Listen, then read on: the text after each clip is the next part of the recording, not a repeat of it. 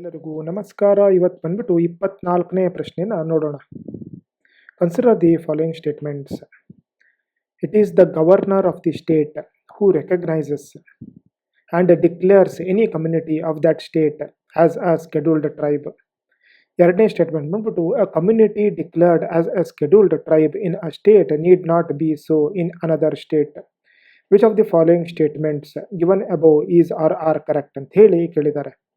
ಇದರಲ್ಲಿ ಬಂದ್ಬಿಟ್ಟು ನಮಗೆ ಆರ್ಟಿಕಲ್ 342 ಬಗ್ಗೆ ಸ್ಪೆಸಿಫೈ ಮಾಡ್ತಾ ಇದ್ದಾರೆ. ಸೊ ಇದನ್ನ ತಿಳ್ಕೊಳ್ಳೋದ್ರ ಸಲುವಾಗಿ ನಾವು ಬೇರ್ ಕಾನ್ಸ್ಟಿಟ್ಯೂಷನ್ ಆರ್ಟಿಕಲ್ಗೆ ಹೋದರೆ ಇಲ್ಲಿ ನಾವು ನೋಡ್ಬೋದು.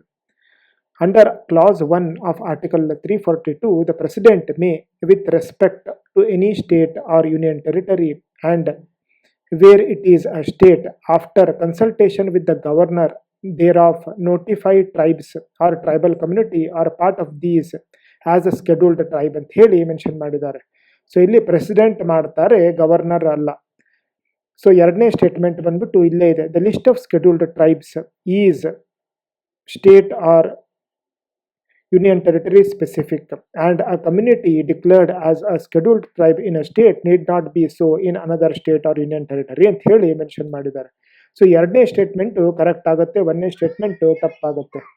ಸೊ ಆನ್ಸರ್ ಬಂದ್ಬಿಟ್ಟು ಬಿ ಆಗುತ್ತೆ. ಸರಿ, ಹಾಗಾದರೆ ನೆಕ್ಸ್ಟ್ ಕ್ವಶನ್ ನಾಳೆ ನೋಡೋಣ. Thank you.